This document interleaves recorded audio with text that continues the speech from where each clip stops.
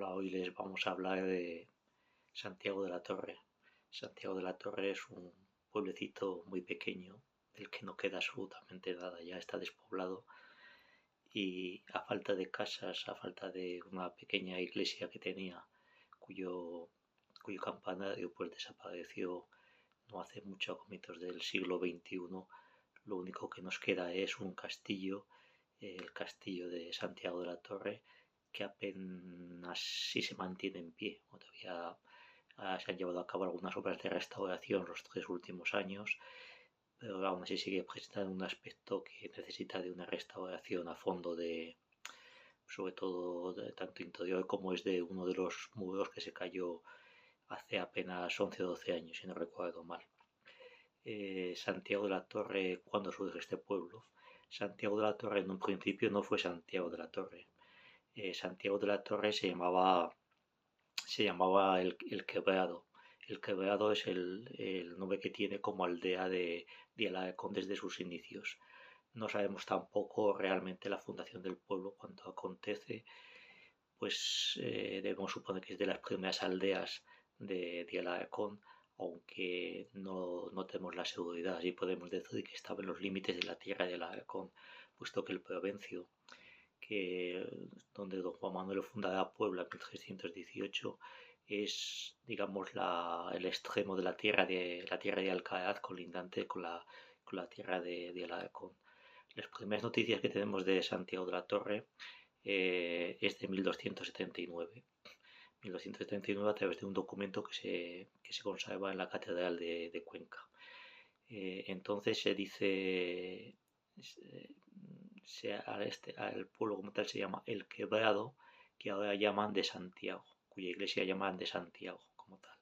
O sea que es en 1279 cuando al antiguo nombre del Quebrado se añade el nuevo de Santiago. Santiago el Quebrado, que es como se les va a conocer durante siglo y medio hasta 1436.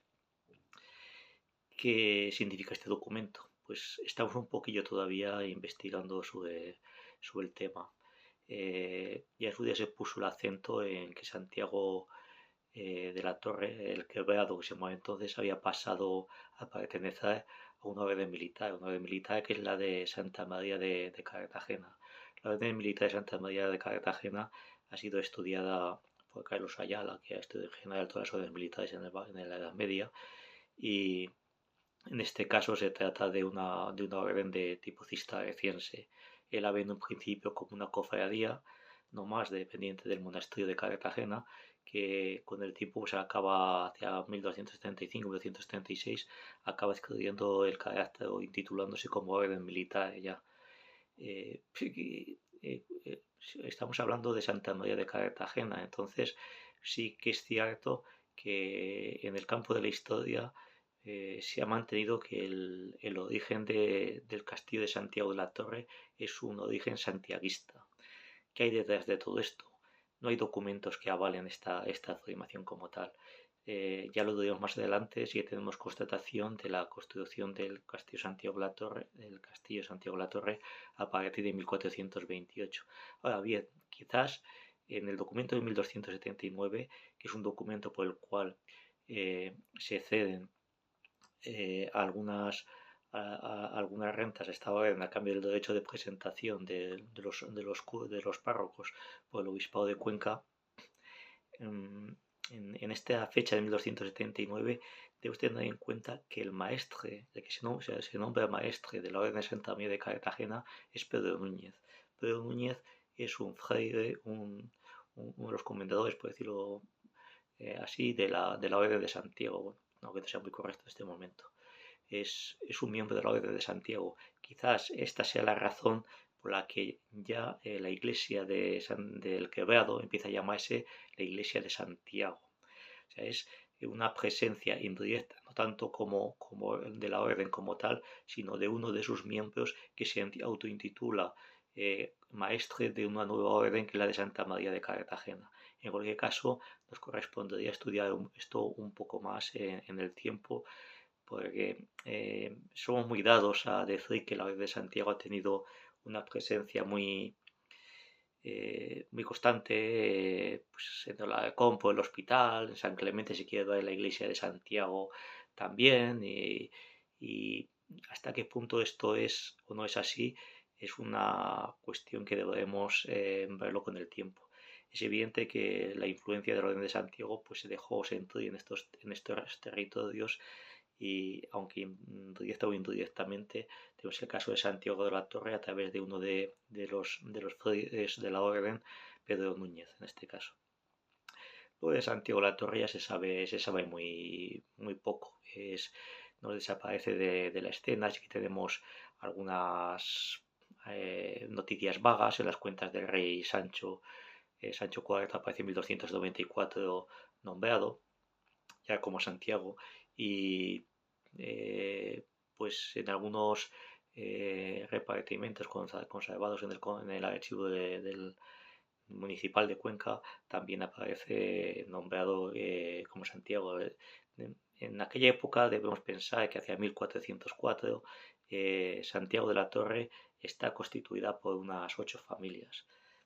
Esto es una apreciación mía personal, en el cual intento un poco calcular lo que es maravedíes que pagan cada uno de los pueblos, y estaría calculando pues una población de unas 160 familias para San Clemente a comienzos del siglo XV, por ejemplo, que paga, o 140 familias, 160 familias, en función de que paga 16.000 maravedíes de renta, mientras que Santiago de la Torre está pagando 800 maravedíes nada más. Otros, de hecho, como Villadecantos o Rus, por esta época apenas si pagan a su bueno, Rus de hecho no pagan nada, pero Villadecantos, por ejemplo, Padrona, están pagando lo que correspondería a una familia nada más, una familia que asentada en estos pueblos, para que nos hagamos una idea. Parto también de la idea de que San Clemente pues, puede llegar hasta los 150 vecinos hacia comienzos del siglo XV, y fruto luego de la situación calamitosa que se dio en los años 1434-35, con unas lluvias intensas que fueron desastrosas para la zona, y también con las grandes nevadas que hubo un año antes, en 1433, pues pudo suponer cierto retroceso poblacional de la que la villa de San Clemente no se había recuperado hacia 1445. Bueno, volví de Santiago de la Torre. Santiago de la Torre todavía se llama Santiago el Quebrado en 1400, es cuando surge de nuevo a la historia. Es en 1404 Santiago el Quebrado es concedido a Rodrigo Rodríguez de Avilés. Rodrigo Rodríguez de Avilés es un caballero de Alarcón. Es un hombre que tiene también origen judío converso. Sobre esto, pues bueno, hemos publicado en su día ya bastantes cosillas, y algún otro estudio lo ha recogido, también. El caso es que este Rodrigo Rodríguez de Avilés, en un momento determinado, cae prisionero de manos de los musulmanes, tiene que pagar el rescate, y el rescate no lo puede pagar pues porque no tiene liquidez, para decirlo así claramente. Él había recibido el castillo no había recibido Santiago el Quebrado, lo había recibido directamente de Alarcón por los buenos servicios que se dice que había prestado a la fortaleza. Hemos de pensar que esta recompensa tiene su lugar en el contexto de las guerras, pues que trastamadas, y luego con los infantes de Aragón, en fin, que aparecen, que tienen lugar después. El caso es que al no poder pagar el rescate a los musulmanes, pues se ve obligado Rodrigo Rodríguez de Avilés a vender el castillo. El comprador del castillo en este momento será el doctor Pedro González del Castillo. El doctor Pedro González del Castillo es un jurista, es un hombre que doctor en leyes por la Universidad de Salamanca, y que tiene un gran peso en lo que es la Chancillería y el Consejo Real del rey Juan II. ¿Cómo se entiende que un hombre que había nacido en Castillo de Gálvez y Muñoz llegue a lo más alto de la Chancillería del rey Juan II? Pues la razón es sencilla. Antes de que tenemos que ver la importancia de Castillo de Gálvez y Muñoz que tuvo durante el siglo XIV con don Juan Manuel. Esa importancia se mantuvo, y de hecho muchos de los juristas y consejeros reales, oidores de la Chancillería o alcaldes de provincia y corte que están en los diferentes reinados a salto entre el siglo XIV y el siglo XV, es gente de Castillo de García y Muñoz. Vamos a citar, por ejemplo, el doctor Juan Martínez, que es de los reyes anteriores de Juan I de Enriqueta de Azaro, y también el doctor Pedro Sánchez del Castillo, que es un doctor en leyes también, que es un hombre de confianza, sobre todo tanto del rey Enriqueta de Azaro como luego de Fernando de Trastamara, Fernando de Antequera, que luego sea rey de Aragón, Fernando I de Aragón, desde el compromiso de Caspe. Citamos justamente esto del compromiso de Caspe, porque el doctor Pedro González del Castillo es un hombre que dice que la genealogías familiares que luego se mantienen después en su familia, que había participado tanto en lo que es el concilio de Constanza en 1414 como el compromiso de Caspe en 1412. ¿Es real esto? No lo sabemos. Es posible que estuviese en ambos acontecimientos, porque en el concilio de Constanza, por ejemplo, en 1414, sí que van algunas familiares del doctor Pedro González del Castillo, que tienen como familiares de la familia de Orihuela, incluso un sobrino suyo que se llama el mismo nombre, el doctor Pedro González del Castillo, que también se llama así, y que está afincado en Burgos posteriormente. En el caso del compromiso de Caspe, lo que sí está constatado es tanto las sesiones del 5 de mayo de 1412 como las sesiones del 26 de mayo de 1426, está constatada la presencia de Pedro Sánchez del Castillo, también natural de Castillo de García y Muñoz, que luego tendrán, en fin, capilla de enterramiento propio en lo que es el convento de los agustinos del Castillo de García y Muñoz, al igual que el que hemos mencionado antes como el doctor Pedro González del Castillo. En este contexto, pues es posible que como un principiante, por decirlo así, porque los datos más antiguos que tenemos del doctor Pedro González del Castillo están en el archivo municipal de Cuenca en 1419, es posible que como un principiante el doctor Pedro González del Castillo estuviese tanto en lo que es el compromiso de Caspe en 1412 como en el concilio de Constanza en 1414, 2 años después. Pero no lo podemos asegurar, nada más que dar por hecho lo que nos dicen sus descendientes familiares, que sí lo ubican en ambos acontecimientos históricos. Ahora bien, a lo que íbamos. Este doctor Pedro González del Castillo, una vez que había que pagar su rescate, Rodrigo Rodríguez de Avilés, que es el antiguo dueño, se hará con el castillo, tanto de Pedro González, se hará con la aldea de Santiago el Quebrado, como con otra pequeña aldea que está más hacia la zona de Belmonte y de las Pedroñadas, medio que sería Maretino Viejo, que hoy está también despoblada. El título como tal y reconocimiento real se lo concederán en 1428, aunque hemos de pensar que la posesión son ambos pueblos, Santiago el Quebrado y Martino Viejo, lo tiene desde unos cuantos años antes. Bueno, el caso es que Pedro González del Castillo, posteriormente en 1443, funda mayorazgo e incorpora a ese mayorazgo lo que es las tierras de Santiago de El Quebrado junto con las de Santa María del Campo, que es el otro pueblo que pasará a formar parte de su mayorazgo.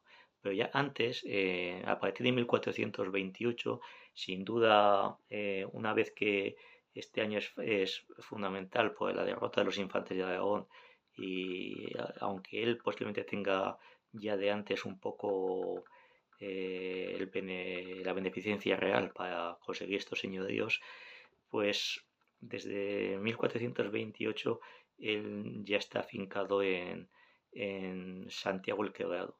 Hemos de suponer que en esta época es cuando se construye la torre de homenaje del actual castillo. ¿En qué nos basamos en esto?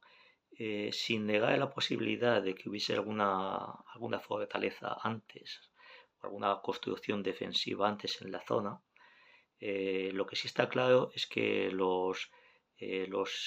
estudio que hizo sobre la tierra de Alarcón Joaquín García Moratalla nos hablan de la consulta que hace de las rentas de la Catedral de Cuenca, lo que se puede de la renta de la Catedral de Cuenca, que es hacia 1435, Santiago el Quebrado cambia de nombre, pasa de llamarse Santiago Santiago el Quebrado pasa a llamarse Santiago de la Torre.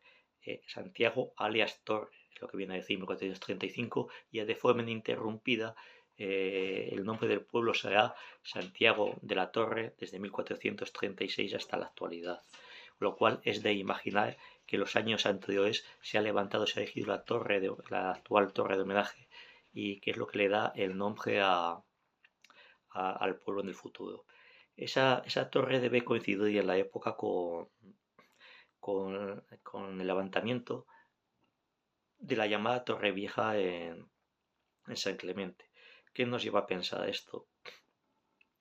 El doctor Pedro González del Castillo tiene también un hermano de bastante significación histórica en la época, que llegó a ser corregidor de Ávila y que es el mencionado Hernán González del Castillo, aunque le gustaba más llamarse González de Avilés o el corregidor de Ávila, luego explicaremos por qué, y que creemos que coetáneamente a su hermano es el que está levantando la Torre Vieja.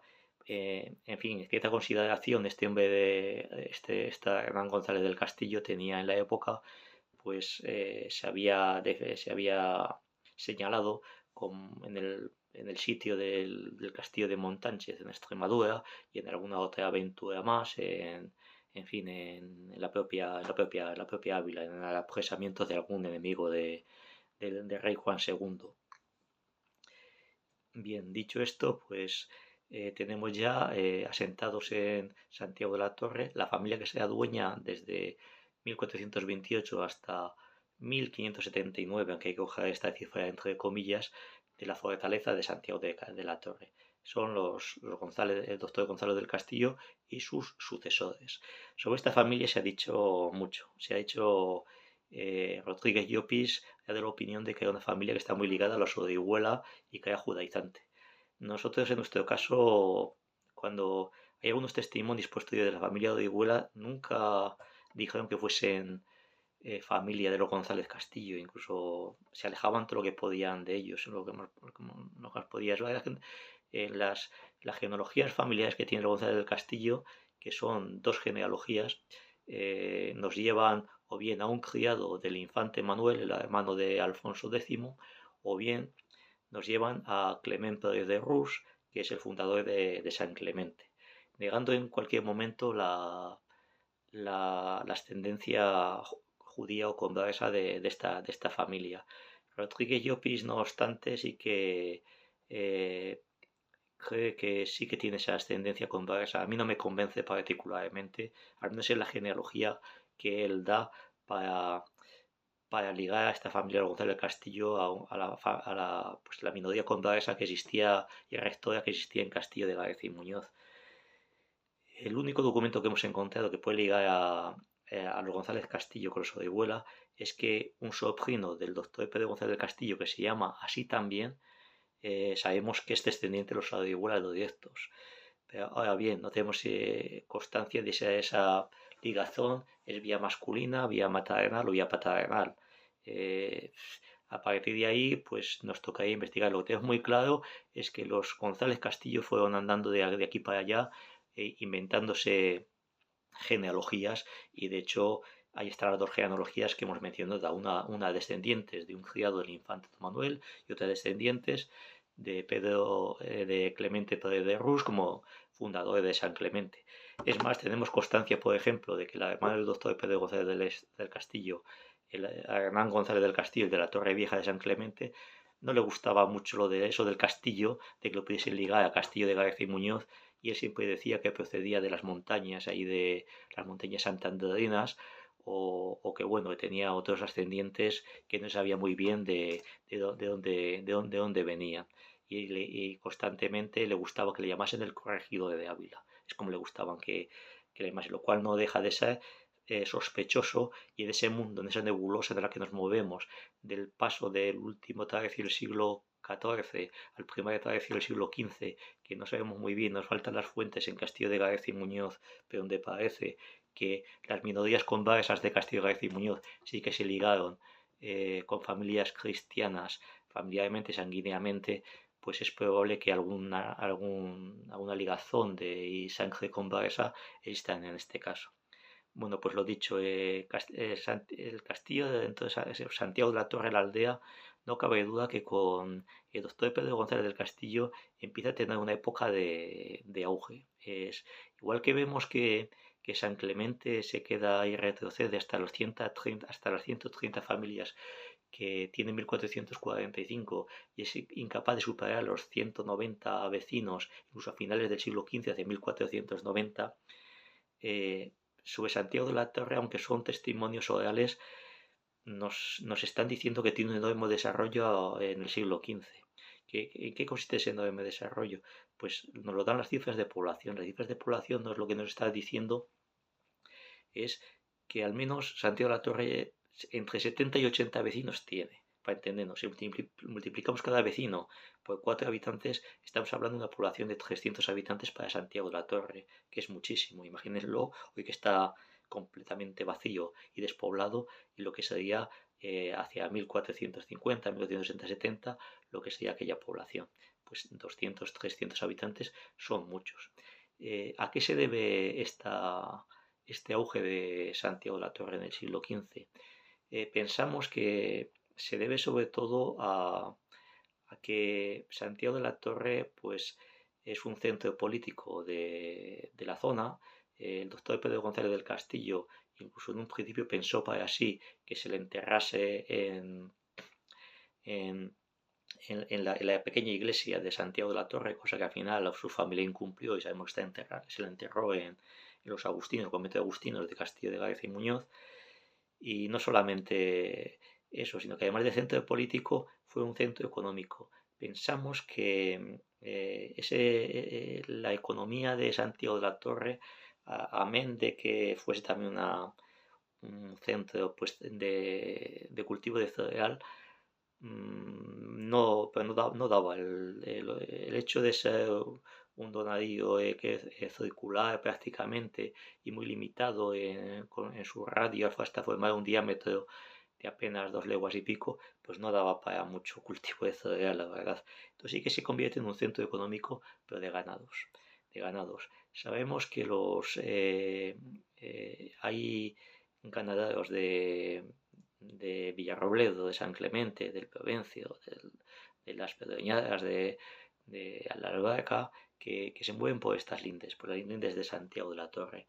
Hemos de pensar que antiguamente, para entender cómo era Santiago de la Torre, hemos de pensar en un principio que en uno de sus extremos pasa el río Zanca. Esas tierras pues eran tierras anegadas, en lo que se llama el Prado, y que muy poco favorables para la agricultura, pero en la medida que dejase de estar anegado en las épocas más cálidas, sí de favorables en los aprovechamientos de la ganadería como pastos.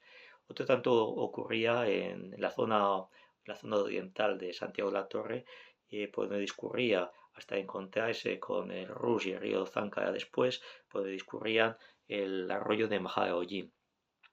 Esta zona se constituía prácticamente lo que hay entre la zona que hay situada entre el Provencio y San Clemente, constituía un paso, un corredor muy usado por los ganados en su época.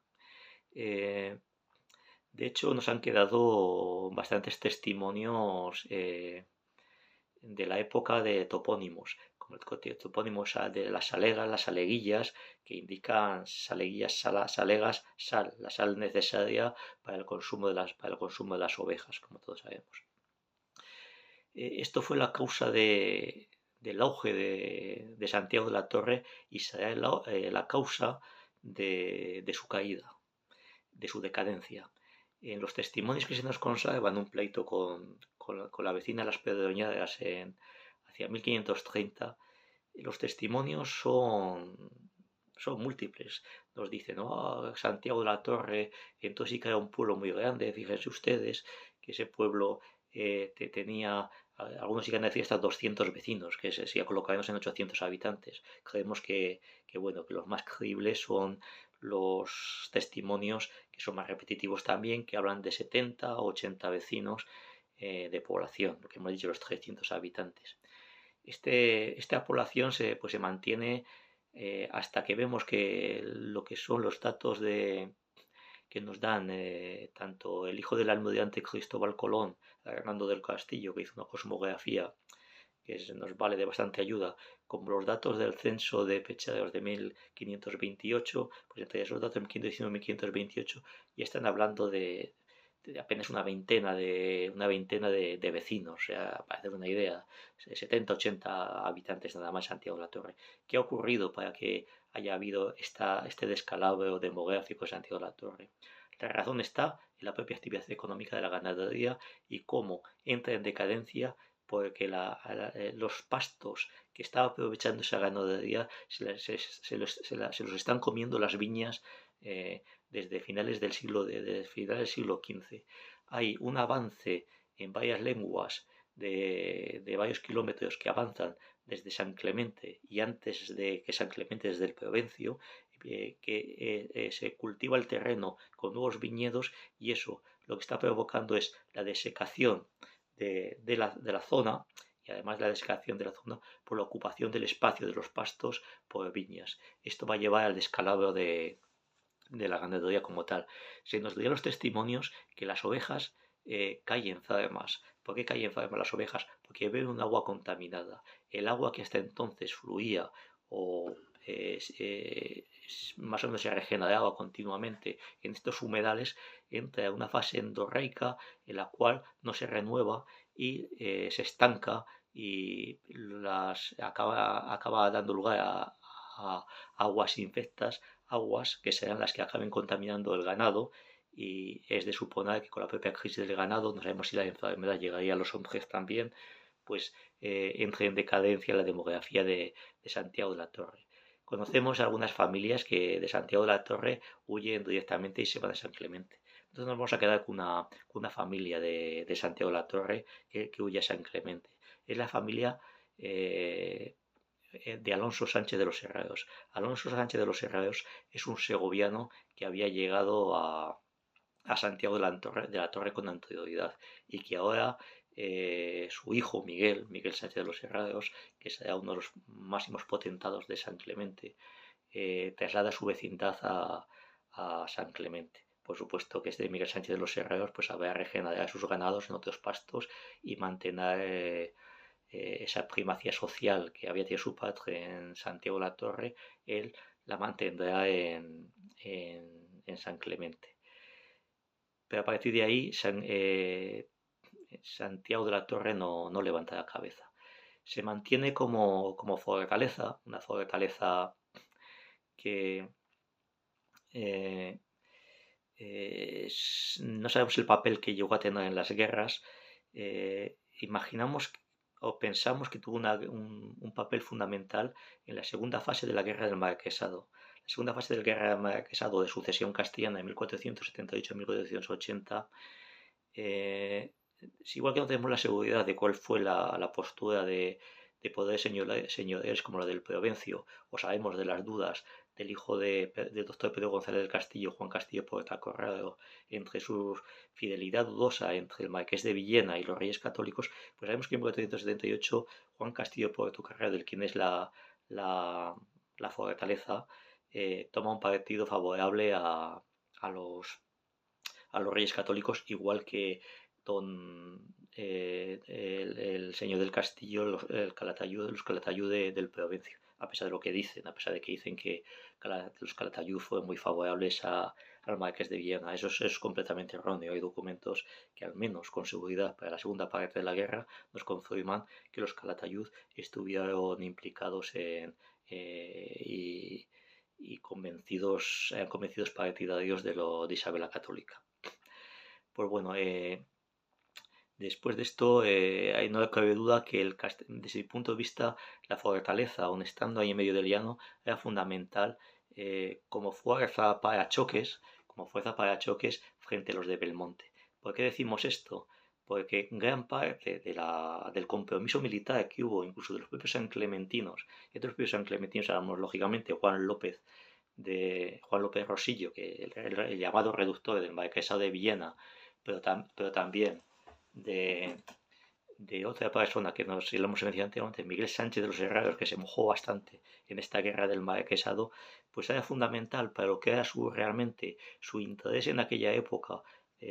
Se pone mucho el acento en lo que es Santa María del Campo y el campamento militar. Y bueno, no nos vamos a extender sobre este tema que tiene mucho que hablar también.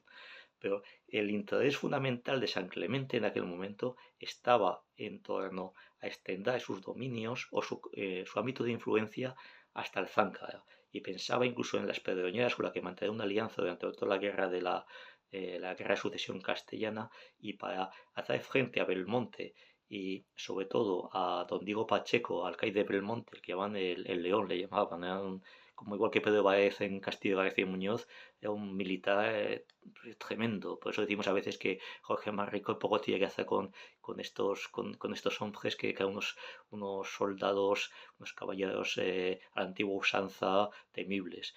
Pues bueno, pues para enfrentarse a Belmonte, no cabe duda que la fortaleza de Santiago de la Torre tenía su papel como para choques, como guarda de la propia villa de San Clemente, frente a los ataques que pudiesen venir desde Belmonte, al igual que también Castillo de Gaez y Muñoz, igual que tenía en sus ojos y el atacar a San Clemente, por mucho que pensemos que no, fue necesario que antes que nada Jorge Manrique o Pedro Ruiz de Alarcón en su día se garantizasen primero lo que es la pequeña fortaleza del Cañabate, pero también estableciesen un cortijo campamento militar en Santa María del Campo para evitar que San Clemente fuese atacada. De hecho, en la primera fase de la guerra, en 1476, tengamos en cuenta que las tropas reales de Isabel la Católica no estaban en San Clemente,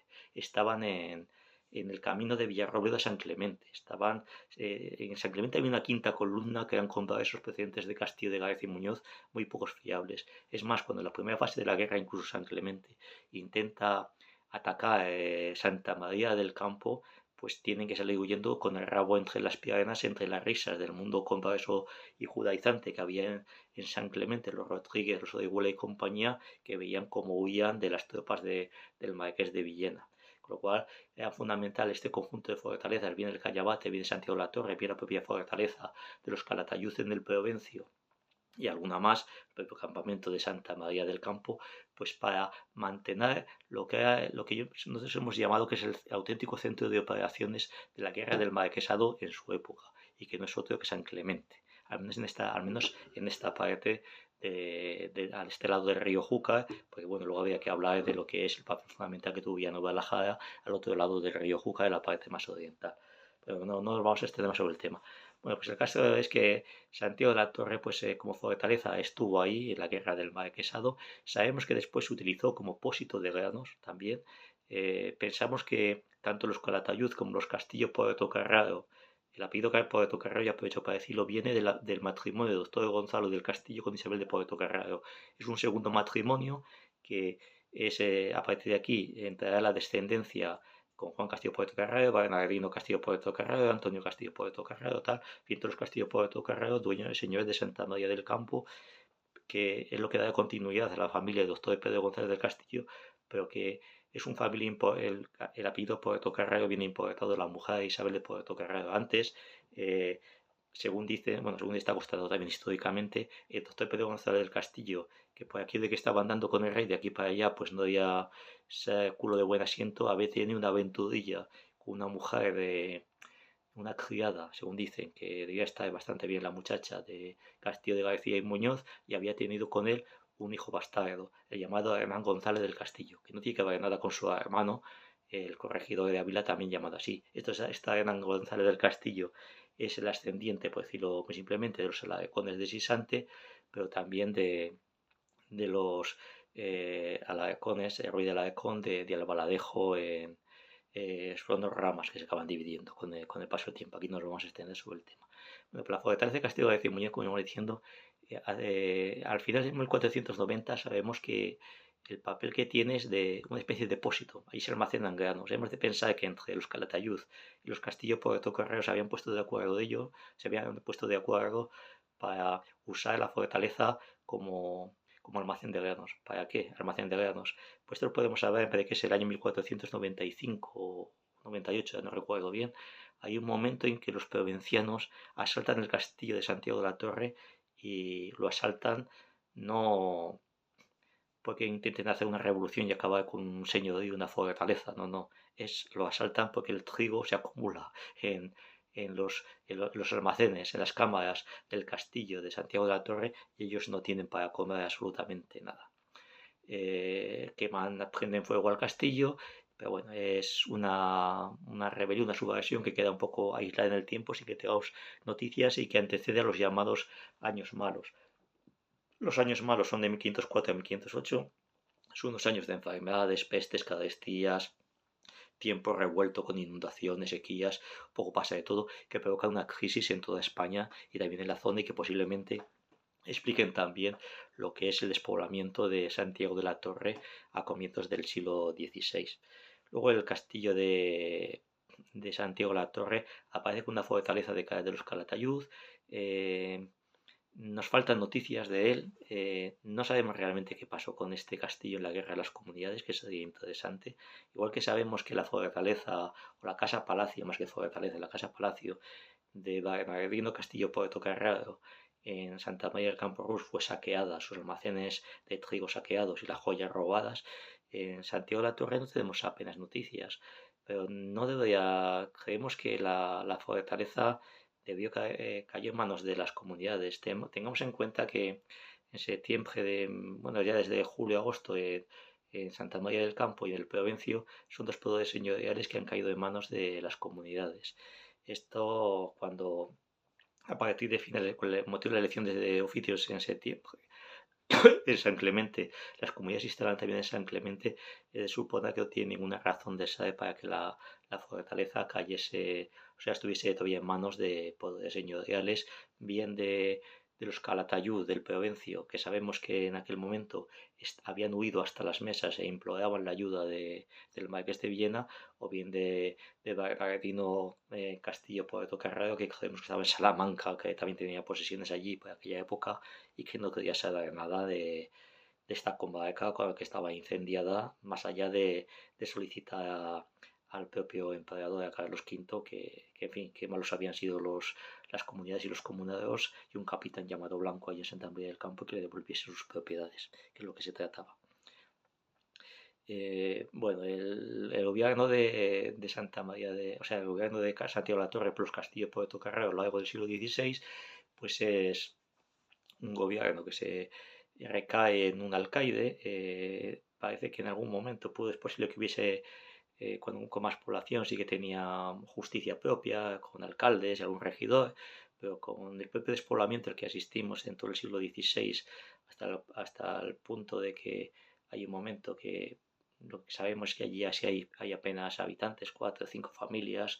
De un momento en que si hay algún vizcaíno y poco más que están por ahí de paso, algunos cantadores vizcaínos y algunos criados de los Castillo Puerto Carrero, pero no tenemos constancia de que haya más población en Santiago de la Torre. Lo que sí hay, al menos creemos que hasta 1530 y algo, pero los testimonios han quedado, es la figura del alcaide sí que está presente, todavía se mantiene ese carácter militar de la fortaleza y es el alcaide y algunos soldados que allí estaban, soldados entendamos, pues gente militar de los Castillo Puerto Carrero.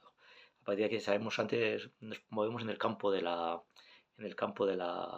anécdota. Sabemos de las tropelías cometidas por algún alcaide, un tal llamado Cisneros, si no la memoria no me falla, que hace el propio señor de la villa, haciendo Castillo Puerto Carrero, que vemos que hace 1530, en los últimos años del señor de este hombre. Lo que hace es que le corta la cabeza a este alcaide, porque se debió pasar con algunos vecinos o alguna moza que iba a ser muy, muy propio de aquellos tiempos y le clava la cabeza de una pica.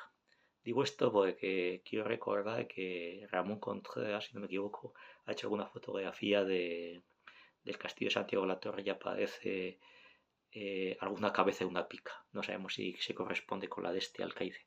Pues bueno, seguramente que sería algún desgraciado y no sin tanta categoría como el alcaide la que acabaría con la cabeza en la pica. Bueno, pero el caso es que Santiago de la Torre deja de tener importancia. De hecho, cae sobre todo bajo la influencia de las pedroñadas. Las pedroñadas intenta tanto cultivar sus montes, bueno, perdón, intentar usar sus montes como pastos para su ganado y aprovechamientos de leña sobre todo, y también intenta lo que es pues cultivar sus tierras, bien como arrendatarios de los dueños, de los señores de los Castillo Puerto Carrero. Tengamos en cuenta que los Castillo Puerto Carrero también tenían sus posesiones hasta el siglo XVI, llegaban hasta las mismas casas de las pedreñas como tal. No estamos hablando de jurisdicción, de capacidad de ejercicio de la justicia, hablamos de, de, de tierras soladiegas que eran suyas. Bien, el castillo Santiago de la Torre acaba yendo a menos y volvemos a tener noticias de ellos por un documento de la década de 1560 que en su día transcribí, que hoy aparece en algún libro de los castillos de Cuenca. Y bueno, pues en ese intentaba demostrar un poquillo lo que es la fortaleza como era entonces.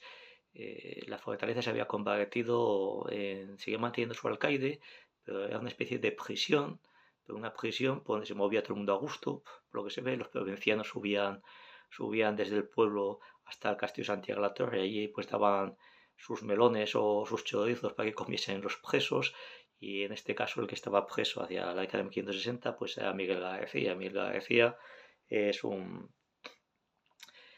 familia de Santa María del Campo que pues se enfrentó a los Castillo, don Antonio Castillo Puerto Carrero, que era el señor de la villa de Santa María del Campo y dueño de Santiago de la Torre. Entonces se enfrentó y este no tuvo mejor idea que meterle una mazmorra en la torre que hay del Castillo de Santiago de la Torre. La torre se supone que a la mazmorra pues estaba en la parte de abajo. Y realmente el castillo de Santiago de la Torre no se ascendía a nivel de calle, sino que se debía extender por una entrada que estaba un poco más alta. Una que se ascendía esa entrada un poquito más alta, los presos pues se hacía descender con una soga hasta el calabozo como tal. Eso sí, hemos de suponer que eran compasivos, la época eran compasivos y que no hacían lo que en otras épocas, que le pegaban una patada directamente al preso, así lo echaban directamente al suelo desde una altura un poco respetable para que se rompiese una pierna, pues ya que tenía intenciones de escapar de algún modo. Pero no tampoco vamos a incidir en estos aspectos. Solamente decir que incluso se había humanizado un poco este calabozo, debe tener una pequeña ventanica o apertura a la calle desde la que los familiares, los vecinos, los amigos, pues le pasaban cierta comida o bueno, incluso la cosa ya se había relajado tanto, según parece, que a veces hasta se debía dejar salir lo que se ve al preso, porque hasta debía estar jugando a los naipes con el alcaide en alguna ocasión, para mayor disgusto de don Antonio del Castillo, allí en Santa María del Campo.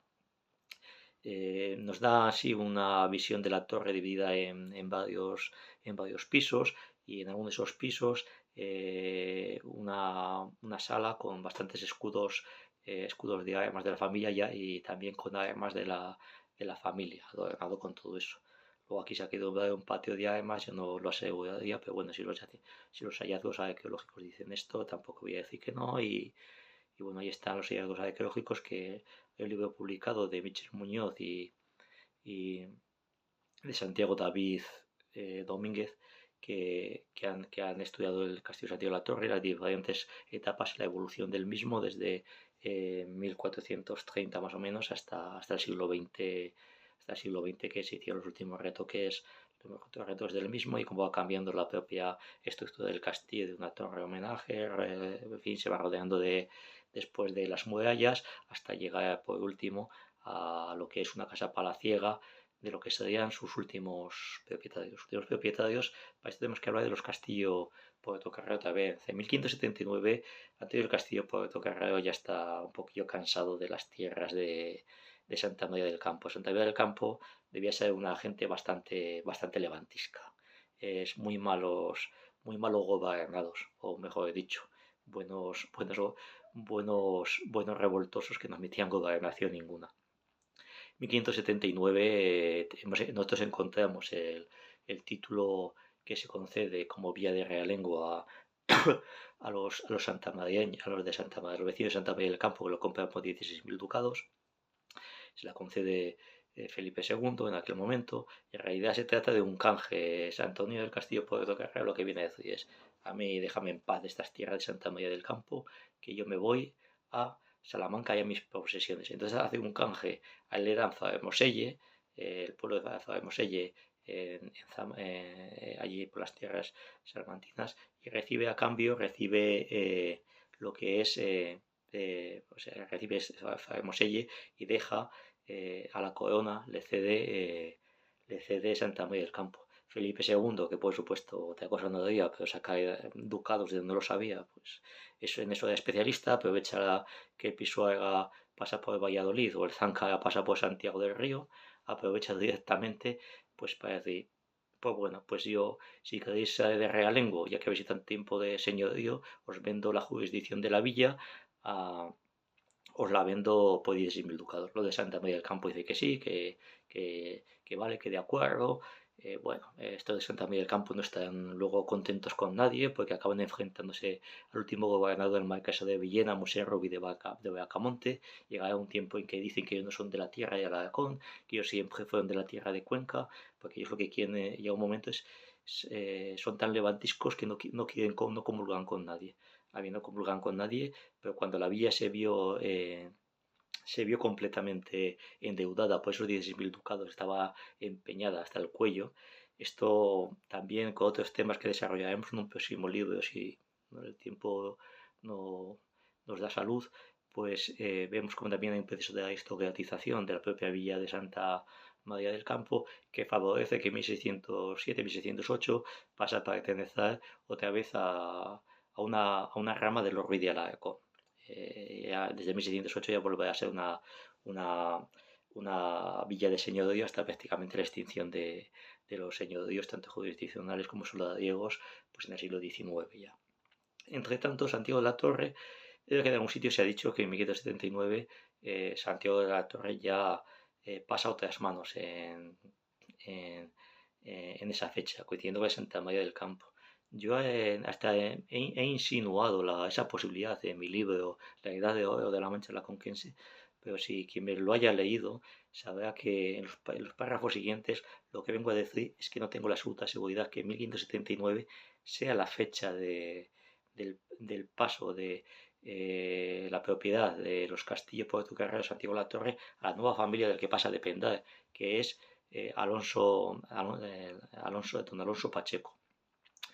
¿Por qué decimos esto? Porque el único testimonio que tenemos es un testimonio de la década de 1490, que sí que se habla de la compra por don Alonso Pacheco a don Antonio Castillo Portocarrero de Santiago de la Torre. La fecha como tal de esa compra no nos la da, y el documento a día de hoy no lo hemos encontrado tampoco.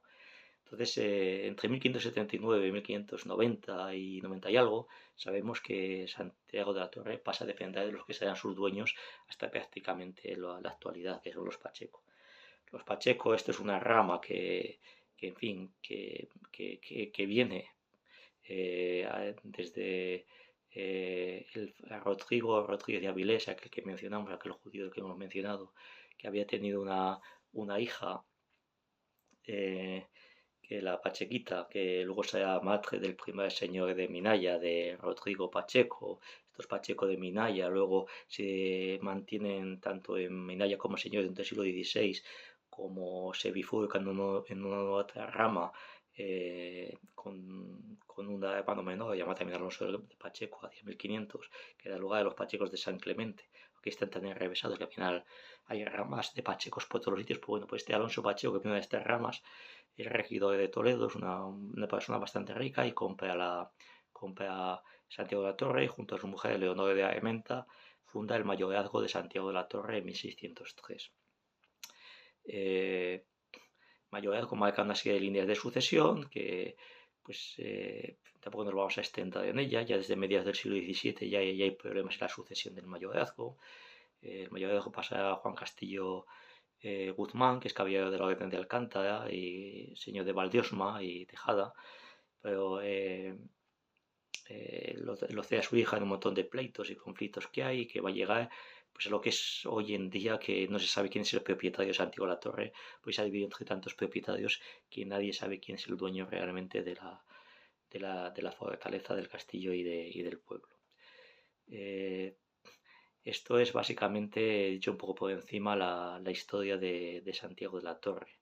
El fundador del mayorazgo de Santiago de la Torre aconsejaba a sus hijos y a sus sucesores en el mayorazgo que sobre todo eso, cuidase muy bien los libros y que leyesen mucho. Yo les voy a aconsejar a ustedes que lean mucho, todo lo que puedan, y especialmente si tienen un poquito de tiempo, que lean algunos de mis libros. Hay más cosas de lo que parecen esos libros recogidos. Yo sé que muchas de esas cosas están divulgando sin dar mayor o menor importancia al autor de esos libros. Tampoco me molesta como tal. Yo me propuse rescatar un poco la historia de Cuenca, sigo la historia del sur de Cuenca, sigo en ello, la seguiré ampliando mientras, como dicen los mayores, Dios me dé vida, si me da mucha poca, e intentaré hacer lo que pueda en pues sacar a la luz la historia de Cuenca. Es posible que sobre Santiago de la Torre publique alguna cosilla, algún libro. Algo estoy redactando en este momento, ya veremos si da para la publicación o da para la publicación. Ya se va con el tiempo, ya sabes, yo les prometo un libro de las Clarisas de San Clemente y entre medios hago un libro de las familias, los linajes de San Clemente, las familias de San Clemente hasta 1650, y quién sabe si entre otros libros que he prometido, si te voy a meter alguna cosilla más, algún libro más. En cualquier caso, muchas gracias por escucharme y que sepan que estos vídeos están colgados en YouTube. Son vídeos un poco extensos, yo sé que son difícilmente digeribles, no tengo yo la capacidad de edición con este problema, la R, que me llevo arrastrando desde que era niño, pero tampoco voy a solucionar a estos años, ya con 60 años, porque yo creo que es lo que me define, algo que tiene que definir uno. Si no tiene virtudes, pues al menos hay que hacer valer los defectos. Así que muchas gracias a todos ustedes, y si llegan al final del vídeo, pues saber realmente de todo lo que se ha hablado. Si no, pues bastante es con que indaguen y vayan un poco de chusmos por este vídeo. Muchísimas gracias a todos.